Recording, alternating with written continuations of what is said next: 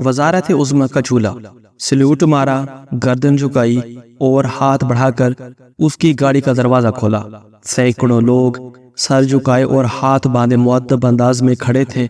یہ سب لوگ عام لوگ نہیں تھے، بلکہ ملک کے کرتا دھرتا اور طاقتور ترین لوگ تھے، مگر اس وقت ان کی جھکی گردنیں اس چیز کا پتہ دے رہی تھی کہ کوئی ان سے بھی زیادہ طاقتور شخص ہے جس کا وہ استقبال کر رہے تھے۔ اس شخص نے سب کے چہروں کو غور سے دیکھا اور عجیب اور طنزیہ انداز میں مسکرایا۔ اسے یاد آیا کہ چند سال پہلے انہی لوگوں نے مل کر اسے جیل میں ڈلوایا تھا۔ ملک کی سب سے بڑی عدالت سے سزا بھی انہی لوگوں نے دلوائی تھی اور اس کی کرپشن کے ثبوت بھی عدالتوں کو فراہم کیے تھے۔ اس کا نام ٹی وی چینلز پر لینے پر پابندی بھی انہی لوگوں نے لگوائی تھی، مگر وقت بھی کتنا ظالم ہے۔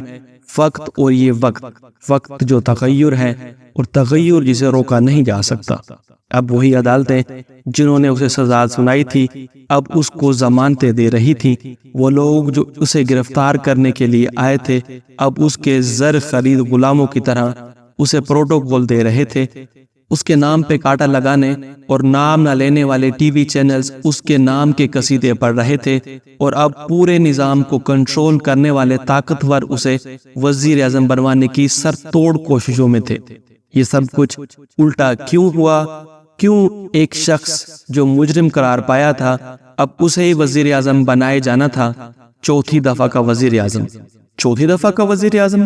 ان سب چیزوں کا ایک ہی جواب تھا، اس نے وہ عزت خرید لی تھی جو اس سے چھینی گئی تھی۔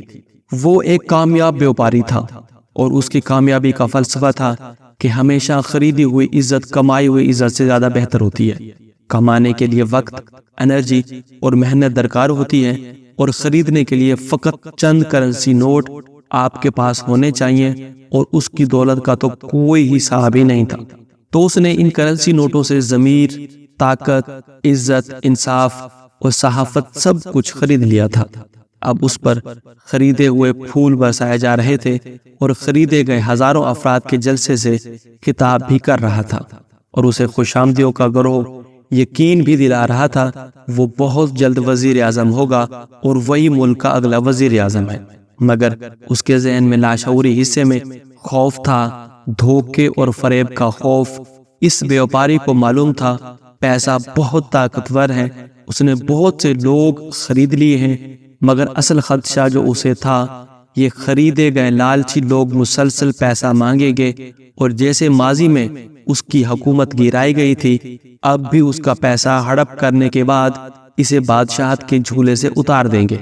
یہ طاقتور لوگ اسے وزارت عظمیٰ کا جھولا تب تک ہی جھولائیں گے جب تک وہ ان کو اس کی قیمت دیتا رہے گا، اور پیسے پورے ہوتے ہی پھر وہی ہوگا جو اس کے ساتھ ماضی میں ہوا تھا۔ مگر بیوپاری وزارت عظمیٰ کے لیے ایک بار پھر جھانسے میں آ چکا ہے۔ اس نے نوٹ برسا کر طاقتوروں کا موڈ تو بنا لیا ہے، مگر یہ موڈ ہمیشہ ہی اس کے لیے بنا رہے گا اس کی کوئی گارنٹی نہیں ہے۔ یہ ایک غیر سیاسی تحریر ہے، اس کا میاں نواز شریف اور ان کے وطن واپسی سے کوئی تعلق نہیں ہے۔ تو برائے مہربانی کسی کو گالیاں نکالنے سے گریز کرے، ہاں دل میں دے سکتے ہیں اگر دل چاہے تو۔